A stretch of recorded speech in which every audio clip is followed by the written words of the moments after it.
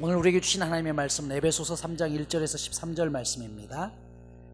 신약 312페이지 에베소서 3장 1절에서 13절까지 제가 봉독해 올리겠습니다. 이러므로 그리스도 예수의 일로 너희 이방인을 위하여 갇힌 자 된 나 바울이 말하거니와 너희를 위하여 내게 주신 하나님의 그 은혜의 경륜을 너희가 들었을 터이라. 곧 계시로 내게 비밀을 알게 하신 것은 내가 먼저 간단히 기록함과 같으니 그것을 읽으면 내가 그리스도의 비밀을 깨달은 것을 너희가 알 수 있으리라. 이제 그의 거룩한 사도들과 선지자들에게 성령으로 나타내신 것 같이 다른 세대에서는 사람의 아들들에게 알리지 아니하셨으니 이는 이방인들이 복음으로 말미암아 그리스도 예수 안에서 함께 상속자가 되고 함께 지체가 되고 함께 약속에 참여하는 자가 됨이라. 이 복음을 위하여 그의 능력이 역사하시는 대로 내게 주신 하나님의 은혜의 선물을 따라 내가 일꾼이 되었노라. 모든 성도 중에 지극히 작은 자보다 더 작은 나에게 이 은혜를 주신 것은 측량할 수 없는 그리스도의 풍성함을 이방인에게 전하게 하시고 영원부터 만물을 창조하신 하나님 속에 감추어졌던 비밀의 경륜이 어떠한 것을 드러내게 하려 하심이라. 이는 이제 교회로 말미암아 하늘에 있는 통치자들과 권세들에게 하나님의 각종 지혜를 알게 하려 하심이니 곧 영원부터 우리 주 그리스도 예수 안에서 예정하신 뜻대로 하신 것이라. 우리가 그 안에서 그를 믿음으로 말미암아 담대함과 확신을 가지고 하나님께 나아감을 얻느니라. 그러므로 너희에게 구하노니 너희를 위한 나의 여러 환난에 대하여 낙심하지 말라. 이는 너희의 영광이니라. 아멘. 에베소서는 교회론이라고 했죠. 그래서 교회론에 대해서 1장에서 사도 바울은 교회가 도대체 무엇이냐, 왜 이 땅에 존재하느냐라고 말씀을 했습니다. 교회는 하나님을 부르심에 택함 받은 백성들이 모여 있는 곳입니다. 각 사람 자체가 교회라고 했죠. 하나님이 우리를 특별한 목적으로 불러주셨다는 것이에요. 첫 번째는 하나님 앞에 예배하는 것입니다. 두 번째는 에베소서 1장 23절에 있는 만물을 충만케 하는 것. 이 땅 가운데 복음을 전해서 죽어가는 모든 영혼들을 살리고자 하나님께서 교회를 만드셨습니다. 그리고 2장에서는 우리가 어떤 상태였는지를 보여주었어요. 예수 믿기 전 우리의 상태가 허물과 죄로 죽었던 상태, 버림받은 자식들이었습니다. 그런데 하나님께서 우리를 십자가와 연결시켜서 죄에 대해서 십자가에 죽으시고 십자가에 연결된 그 예수님이 부활하심으로 우리가 영원한 영생을 얻게 되었다. 그래서 이때부터 우리는 하나님 앞에 자식이 되었고 상속자가 되었고 하나님의 권세를 가지는 존재들로 바뀌었다라고 이야기했어요. 그런데 이것이 우리의 노력이 아닌 하나님의 선물이다라고 말씀을 드렸죠. 선물은 주시는 분에 대해서 우리가 그대로 받아들이면 됩니다. 내가 무언가를 해야 되는 게 아니라는 것이에요. 그래서 사도 바울은 은혜라는 말을 사용을 합니다.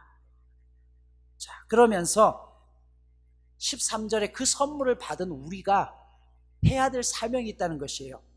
에베소 2장 13절에는 이제는 전에 멀리 있던 너희가 그리스도 예수 안에서 그리스도의 피로 가까워졌느니라.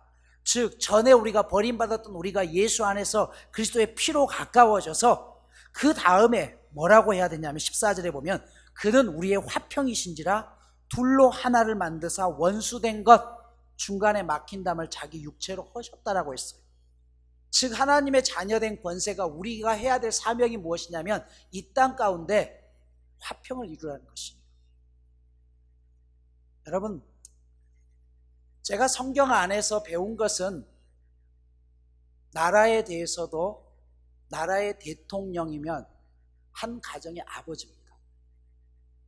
설교 가운데 제가 정치 이야기를 하지는 않습니다만 그러나 여러분 우리가 나라를 위해서 기도해야 되는 것이죠. 역대 모든 대통령 가운데 정말 우리의 마음에 드는, 여러분의 마음에 드는 대통령이 누굽니까? 아마 누구는 누구다 다 나름대로 불만이 있다고 하겠죠. 그러나 한 나라의 대통령이 제대로 세워지지 않고서는 절대 나라가 온전해질 수 없습니다. 성경은 위에 있는 권세들에게 복종하라고 했어요. 우리 가정의 아버지가 마음에 들지 않더라도 자식의 아버지를 바꿔치울 수는 없는 거죠. 요즘 좌익이니 우익이니 서로가 야당과 여당이 헐뜯습니다. 그러나 그것으로는 절대 해결되지 않아요. 누군가가 책임을 져야 되죠.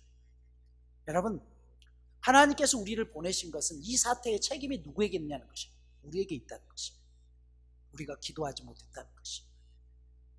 이 나라가 이만큼 잘 살게 된 게 여러분 얼마나 감사한 일이에요. 우리가 북한에 태어났다고 한다면, 북의 정권이 이곳에 있다면 우리가 이 자유롭게 예배드릴 수 있을까요? 우리의 사명은 그래서 누가 옳고 그르냐 갈라내는 것이 아니라 그 갈라내었던 그곳을 하나 되게 해서 위기일수록 함께 힘을 모아서 극복해 나가야 되는 것입니다. 이게 하나님께서 우리를 크리스찬 삼으신 이유라는 것입니다. 적어도 너희만큼은 화평을 이루라는 것입니다. 내 생각과 다르더라도 함께 살고 함께 죽을 공동체가 무엇이냐, 그것이 세상 가운데 있는 것이 아니라 교회에게 주신 사명이라는 것이죠. 여러분, 그런데 이게 우리의 개인의 힘으로는 되지 않습니다. 성경은 뭐라고 해요? 그래서 성령 안에서 가능하더라고요. 성령 충만해야 될 이유가 바로 여기에 있다고 합니다. 왜 우리가 하나님 앞에 예배드리고 말씀을 읽고 기도합니까? 바로 내 안에 하나님의 뜻, 성령의 뜻을 알기 위해서입니다. MBC 9시 주말 9시 뉴스 앵커였던 조정민이라는 앵커가 나중에 하나님을 알고 나서 신학을 해서 지금 서울의 베이직 교회라는 교회를 개척해서 목회를 하고 계십니다. 이분은 원래 불교 신자였죠. 연애 시절에 지금의 아내가 교회를 열심히 다녔을 때 연애하면서 당신이 교회 나가니까 나도 결혼해서 열심히 따라다닐 거야, 철석같이 약속을 하고 결혼을 했어요. 결혼하자마자 신앙생활을 안 하는 것을 떠난 게 아니라 아내까지 못 다니게 핍박을 합니다. 그리고 그가 미국으로 파송을 받게 되죠. 미국에 있다 보니까 일요일 날 골프 칠 때가 널려 있더라는 것이에요. 그래서 자기가 골프를 치러 가는데 아내는 교회도 못 다니게 하고 집에 있는 게 너무 미안해서, 그래서 그때 얘기했대. 집에만 있지 말고 제발 교회 좀 다니라고. 그래서 이 아내가 다시 신앙생활을 합니다. 그리고 한국으로 돌아왔어요. 9시 뉴스 앵커직을 맡아서 하는데 아내가 어느 날부터 교회를 다니더니 새벽 기도를 나가더라는 겁니다.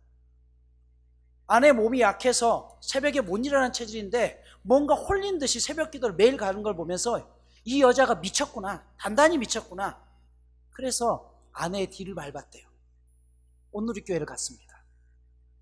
온누리교회 2층에 갔는데 불이 깜깜하게 꺼졌는데 여기저기서 방언으로 기도하더래요. 올커니 이 사이비 집단, 자기가 9시 뉴스 앵커니까 좋아, 이제 너희들 잡혔다, 내가 너희들의 그 사이비의 모든 것들을 정확하게 파헤쳐서 내가 보도하겠다라고 해서 그때부터 아내 뒤를 따라서 잘못을 캐내기 위해서 새벽 기도를 함께 다닙니다. 몰래. 그리고 4일째 되었을 때 찬송가 539장을 인도자가 부르는데, 너 예수께 조용히 나가 내 모든 짐 내려놓고 주 십자가 사랑을 믿어 죄사함을 받으라. 이 찬양을 앞에서 부르는데 그 찬양이 자기의 가슴에 꽉 와닿던, 하염없이 눈물이 흘러. 미쳤나 보다. 왜 이러지? 그때 자기가 말로 할 수 없는 어떤 그 뜨거움을 느꼈어요. 그래서 도대체 예수란 분이 누군가 싶어서 성경을 읽기 시작합니다. 그리고 성경을 5번 읽고 난 다음에 말씀을 속에서 예수님을 만납니다. 그리고 그가 뒤늦게 신학을 해서 목사가 되어서 지금 목회를 잘하고 계십니다. 그러면서 그는 이런 고백을 해요.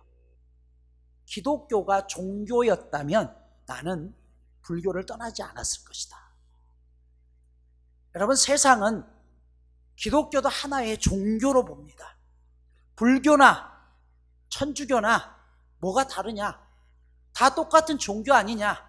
그런데 너희의 취미 생활을 위한 그 종교 생활에 목을 매이는 너희를 도저히 이해할 수 없다라고 이야기를 해요. 여러분, 세상은 지금도 신천지나 기독교나 뭐가 다르냐는 것이에요. 다 똑같은 종교로 봅니다.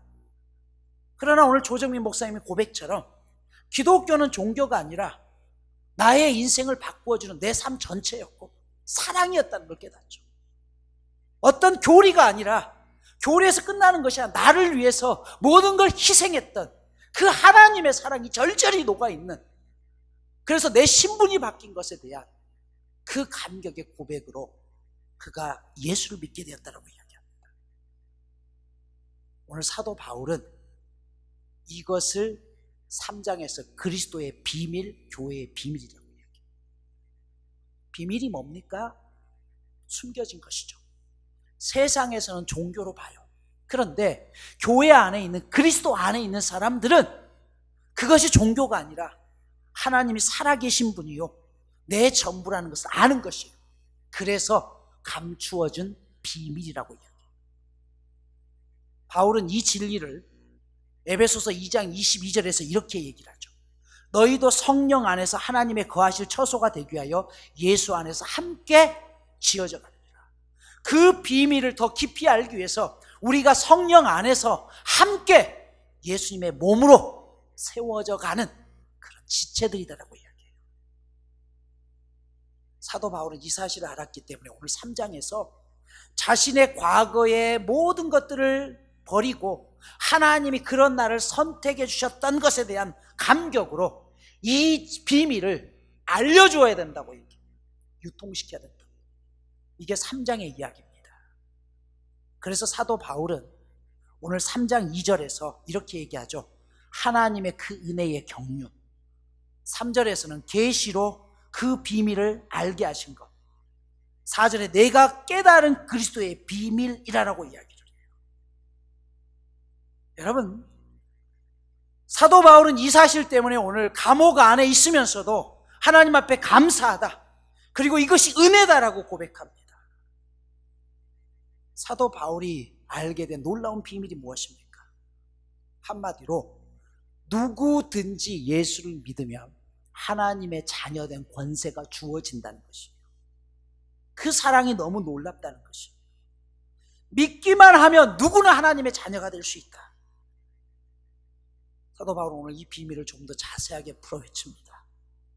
그렇다면 바울이 궁극적으로 말하기로 했던 이 비밀이 도대체 무엇이냐는 것이에요. 첫 번째, 함께하는 공동체로서의 교회가 비밀이라는 것이에요. 3장 6절 보십시오. 이는 이방인들이 복음으로 말미암아 그리스도 예수 안에서 함께 상속자가 되고 함께 지체가 되고 함께 약속에 참여하는 자가 됨이라 라고 이야기해요. 여러분, 이방인들도 유대인과 똑같이 되었다는 것이에요. 이방인과 유대인은 도대체 함께 할 수 없는 벽이 있었어요. 절대 함께 할 수 없었어요. 서로 원수 취급을 했습니다. 유대인들은 지금도 하나님은 우리 민족만, 유대 민족만 선택했다라고 이야기해요. 그래서 유대인들 외에 이방인들을 개라고 이야기합니다. 이방인들 역시 마찬가지예요. 그래서 그 한이 너무나 컸기 때문에 히틀러가 2차 세계대전 때 그렇게 수많은 사람들을 죽일 수밖에 없었던 이유가 바로 여기에 있었죠. 그런데 복음 안에서, 예수 안에서 서로 원수되었던 그것이 한 가족, 한 공동체가 되었다는 것이에요. 19절 보십시오. 2장 19절입니다. 그러므로 이제부터 너희는 외인도 아니요 나그네도 아니요 오직 성도들과 동일한 시민이요 하나님의 권속이라라고 이야기합니다. 다른 말로 말하면 권속이 뭐예요? 하나님의 식구가 되었다는 말이에요. 그런데도 에베소 교인들이 그것을 잘 몰라요. 그래서 사도 바울이 너무 안타까워서 오늘 기도하는데요, 15절에 보면 이렇게 얘기하죠. 3장 15절입니다. 이름을 주신 아버지 앞에 무릎을 꿇고 비노니, 성도의 이름을 주신, 자녀된 이름을 주신 하나님 앞에 내가 무릎을 꿇고 빕니다 라고 이야기해요. 여기 한 노인이 차갑고 어두운 캄캄한 지하 감옥에서 무릎을 꿇고 기도하고 있습니다. 여러분, 무릎을 꿇고 기도하는 게 우리에게는 그냥 평범한 것처럼 보여지죠. 그런데 이 말씀을 받는 에베소 교인들에게는 천둥치는 것처럼 충격이 있었습니다. 유대인들은 어떻게 기도했습니까? 누가복음 18장에 보면 성전에 올라가서 기도하는 두 사람이 보입니다. 하나는 자기가 의롭다고 생각했던 바리새인이요, 또 하나는 죄인처럼 생각했던 세리입니다. 그런데 바리새인이 어떻게 기도했다고요? 누가복음 18장 11절에 보면 서서 하나님 앞에 기도했다라고 했어요. 세리는 어땠습니까? 누가복음 18장 13절에 보면 그도 역시 멀리 서서 기도했다라고 했어요. 감히 눈을 들어 하늘을 쳐다보지 못하고 가슴을 치면서 기도했지만 역시 서서 기도했습니다. 지금도 유대인들은 예루살렘의 통곡의 벽 앞에서 어떻게 기도합니까? 벽을 붙들고 서서 기도합니다. 여러분, 이들이 기도하는 관례입니다. 그런데 성경에 무릎을 꿇고 기도하신 분이 딱 두 분이 나옵니다. 첫 번째가 예수님이죠. 언제요? 십자가에 돌려 돌아가시기 전에 겟세마네 동산에 가서 땀이 피가 되도록 무릎을 꿇고 하나님 앞에 기도합니다. 또 한 분이 나옵니다. 사도행전의 스데반 집사입니다. 돌에 맞아 순교하기 직전에 하나님, 이 고난을 이겨내게 해주세요라고 하면서 무릎을 꿇고 기도합니다. 다시 말해서 무릎을 꿇고 기도했다는 것은 그만큼 자신의 삶에 있어서 너무나 중요하고 고난 앞에서 이겨낼 수 있는, 평상시에 하는 기도와는 다른 정말 절대적인 기도가 필요했을 때, 목숨을 건 기도가 필요했을 때 무릎을 꿇고 기도했다는 것이, 사도 바울이 오늘 에베소 교인들에게 내가 반드시 내 목숨처럼 반드시 이루어야 될 기도가 있어서 무릎을 꿇고 기도합니다. 이것을 에베소 교인들이 알라는 것이죠. 자, 무엇 때문에요? 내가 아는 그리스도의 비밀을 너희도 함께 깨달아 알기를 원한다는 것입니다. 그러면서 기도하죠. 그 비밀이 무엇이냐? 첫 번째는 16절에 보면 그의 영광의 풍성함을 따라 그의 성령으로 말미암아 너희 속사람을 능력으로 강건하게 해달라고 기도합니다. 성령께서 그 속사람을 능력으로 강건하게 해서 하나님의 영광이 얼마나 풍성한지를 알게 해달라는 것이에요. 두 번째, 17절 18절에 보면 믿음으로 말미암아 지식에 넘치는 그리스도의 사랑을 깨달을 수 있는 사람 되게 해달라고 기도합니다. 여러분, 첫 번째 기도가 뭐라고 했어요? 속사람을 강건케 하라는 것입니다. 속사람이라는 것은 쉽게 말해서 예수 믿고 난 이후의 내 모습입니다. 겉사람은 예수 알기 전에 나의 모습이에요. 겉사람이었을 때, 예수 알기 전에 우리의 관심이 어디에 있었어요? 세상의 물질, 권력, 보여지는 모든 것들, 출세하는 것, 그게 우리의 관심이었다는 것이에요. 그런데 예수 믿고 나서 그 속사람의 능력, 하나님의 영광의 풍성함을 아니까 그것보다 더 중요한 게 뭐예요? 나를 향한 하나님의 십자가의 사랑이 얼마나 큰지, 그 은혜가 얼마나 큰지, 그 눈을 뜨게 해달라고 기도하는 것입니다. 그 내용이 19절에 나오잖아요. 그 너비와 하나님의 그 사랑의 넓이가 얼마나 큰지, 그 길이와 하나님의 사랑의 길이가 얼마나 큰지, 높이와 깊이가 어떠함을 깨달아 내가 함께 여러분들과 나누기 원합니다. 바울은 이것을 놓고 무릎을 꿇고 기도하겠다는 것입니다. 바로 십자가 사랑이죠. 제가 몇 차례 말씀드렸습니다마는 위대한 기독교 작가 가운데 보함이라는 작가가 있어요. 이분은 그의 인생에서 가장 큰 충격을 받았던 사건을 그의 책에서 기록합니다. 어느 날 청년이었을 때 친구의 집에 가서 함께 밤을 보낸 적이 있었어요. 그런데 친구 집에 갔더니 한쪽 건너편 방에 출입 금지라는 편말이 붙어 있더래요. 아무도 그것을 출입하면 안 된다라고 친구도 얘기하더래요. 그러다 그 밤에 자다가 화장실 가게에서 깼는데 벌어진 창 그 문틈으로 희미한 불빛이 나오면서 거기서 무슨 소리가 나더래요. 보함은 자기도 모르게 그 출입 금지라고 했던 그 방을 기웃거립니다. 그런데 거기에 정신병을 갖고 제대로 말하지 못하는 그 아들이 하나 있었어요. 엄마가 그 아들 앞에서 무릎을 꿇고 기도합니다. 울면서 기도하는데 이거예요. 나는 너를 이 세상에 태어나게 했고 너에게 생명을 줬다. 나는 너에게 먹을 것도 주며 너의 모든 것을 지켜보고 사랑하고 있다. 그런데도 너는 나의 사랑을 깨닫지도 못하고 단 한 번 나에게 엄마라고 말도 못하는구나. 어떻게 하면 너가 나의 사랑을 알게? 여러분, 엄마가 자식을 낳았는데 자식이 그 사랑을 전혀 깨닫지를 못해요. 살아있기는 한데 죽은 것과 마찬가지죠. 그때 보아하면 너무나 큰 충격을 받았어요. 우리가 하나님을 믿는다고 하는데 어쩌면 하나님이 그렇게 내가 너를 위해서 생명을 주었고 너를 낳았고 너를 그 옛날부터 선택했음에도 불구하고 너는 단 한 번도 나의 사랑에 대한 그 깨달음을 알지 못하는 거예요. 여러분, 이것이 사도 바울이 너무 큰 아픔이었어요. 예수를 믿는다는 게 도대체 뭔데?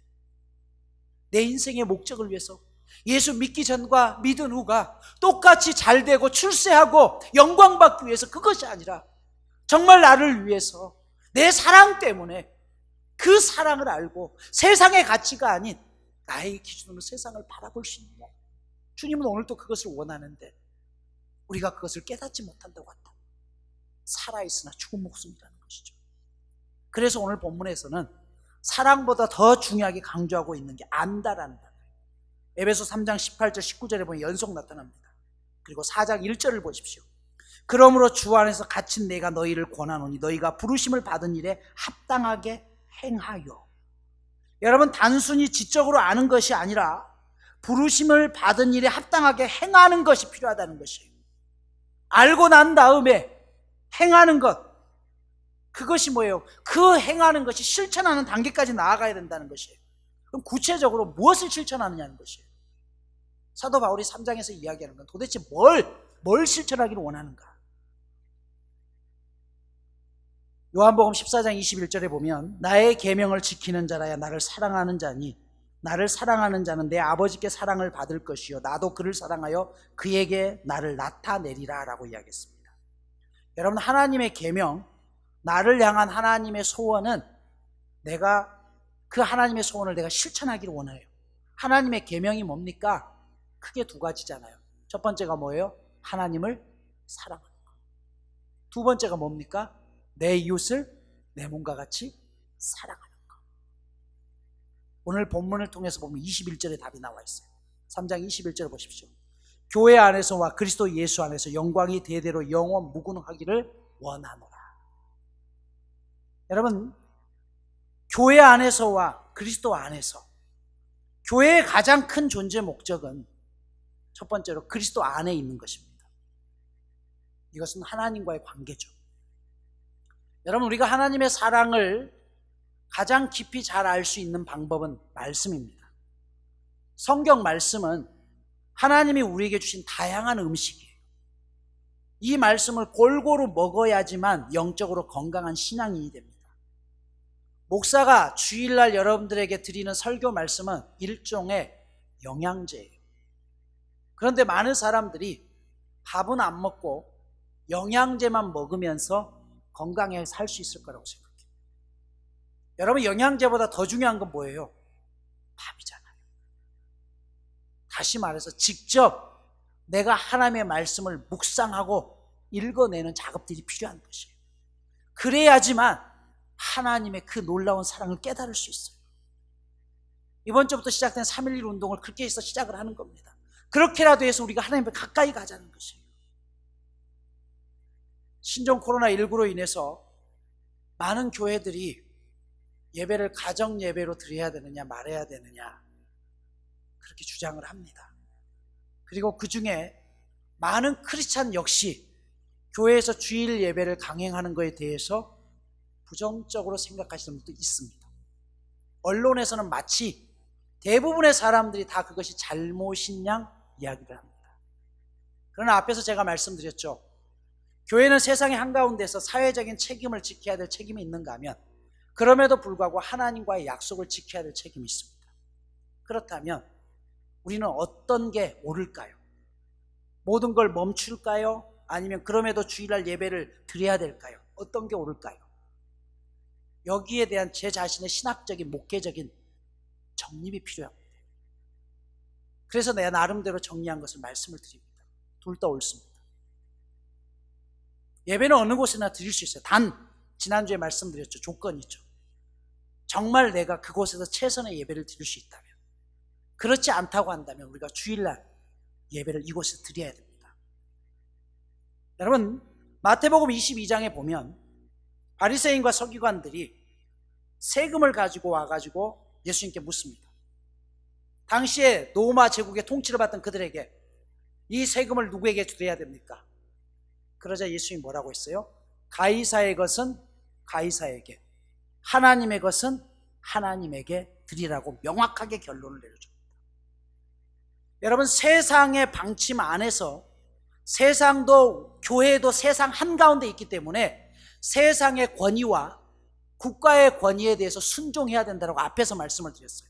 그래서 교회는 주일 예배를 제외한 모든 행사를 멈췄습니다. 왜냐하면 그것이 가이사를 따르는 길이죠. 그러나 아무리 가이사를 따르더라도 하나님의 것을 지켜내야 될 책임과 의무가 있어요. 그게 무엇입니까? 주일입니다. 저는 그렇게 생각을 해요. 그래서 우리가 할 수 있는 한 모든 방법을 다 동원해서라도 전염병을 확산하는 게 아니라 그것을 막아내는 과정 속도 우리가 할 수 있는 일주일에 이 주일날 1시간, 이 1시간만큼은 하나님 앞에 드려야 된다고 저는 주장하는 것입니다. 여러분, 총회에서 우리 한국 교회 가장 많이 한다고 해서 1000만 교인이라고 생각합니다. 1000만이 안 되지만, 그러면 5천만 중에서 1000만이면 20%가 교인입니다. 여러분, 만약에 교회가 정말 그렇게 문제라고 한다면 10,000명의 확진자 중에서 산술적으로 몇 프로가 2,000명 이상의 기독교인들이 코로나에 걸려야 되는 것이죠. 그렇지 않습니까? 다른 곳은 문제가 되지 않는데 언론에서는 끊임없이 천주교도 멈추고 불교도 멈췄는데 기독교 너희는 뭐냐? 왜 멈추지 않느냐라고 끊임없이 떠들어댑니다. 그러나 여러분, 우리가 사회적인 가이사의 법에 거부하는 게 아니잖아요. 따라갑니다. 가이사의 것은 가이사에 드려야 될 책임이 있어요. 그것을 지켜내야 될 책임이 우리에게 있어요. 그러나 그럼에도 불구하고 하나님의 것을 하나님께 드려야 돼요. 그 책임도 있는 것이. 저는 이것을 포기할 수 없는 겁니다. 이 사태가 4월, 5월, 6월, 7월 연말까지 가면 계속 이렇게 해야 되나요? 해야겠죠. 그러나 여러분들에게 목사로서 제가 해드리고 싶은 말씀은 그겁니다. 저는 그래도 주일을 이곳에서 예배를 드릴 것입니다. 그 선택은 여러분이 하시는 것이죠. 여기에 뱀 같은 지혜가 필요한 이유가 여기에 있습니다. 무적정 반대도 밀고 나가자, 그게 아니잖아요. 하나님의 것은 하나님 앞에 드려야 될 책임이 있는 것이죠. 두 번째로, 오늘 본문 마지막 절에 교회 안에서라고 있어요. 이것은 이웃을 사랑하는 것은 교회 안에서부터 시작돼야 된다는 것이에요. 교회의 존재의 이유, 가장 큰 이유는 하나님 앞에 먼저 하나님과의 관계입니다. 그 다음은 뭐예요? 이웃과의 관계. 이게 뭐예요? 복음 전파죠. 복음이 뭡니까? 굿뉴스잖아요. 코로나19에 걸린 사람들에게 가장 큰 소식이 뭘까요? 백신이잖아요. 안 그렇습니까? 치료약이 있으면 알려야 되는 것이에요.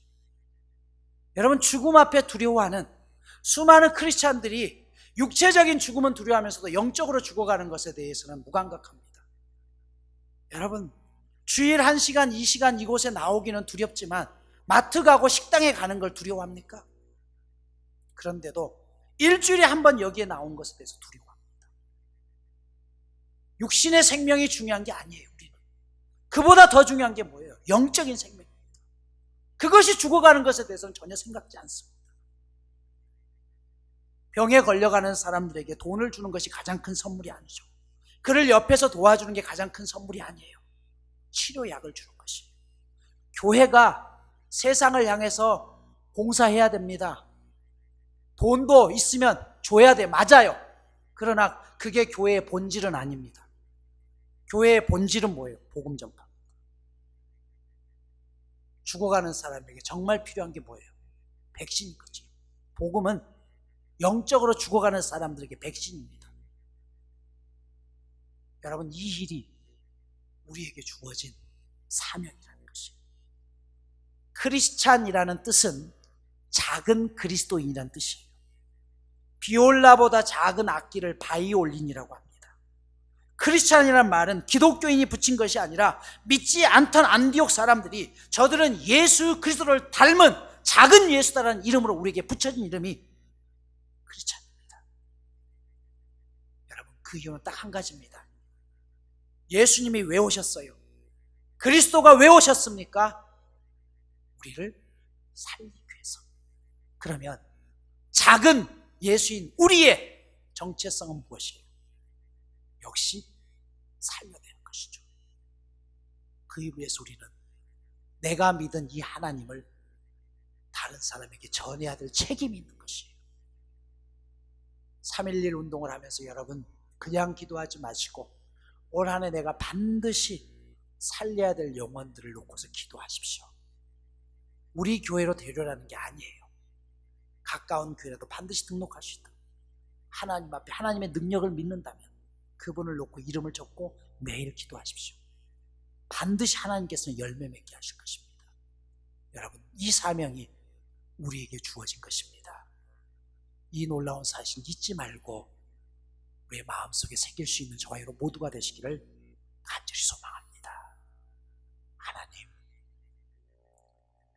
예수 그리스도의 놀라운 비밀이 우리 안에 있습니다. 그 비밀은 나를 위해서 생명을 주셨는 것이고 이제 그 생명을 받은 우리가 그 생명을 동일하게 전파하는 것입니다. 그 일을 위해서 더욱더 지혜롭게 하시고 이 시기에 한국 교회에 참으로 어려움이 있습니다. 그러나 이것 때문에 누가 옳으냐 그르냐를 따지고 갈라서는 것이 아니라 주 앞에 우리의 연약함을 고백하고 하나님 앞에 제대로 서지 못했음을 회개하며 다시 주 앞에 설 수 있는 이 땅의 모든 교회들이 되게 하여 주시옵소서.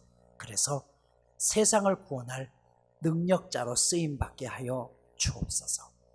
예수님의 이름으로 기도드리옵나이다. 아멘.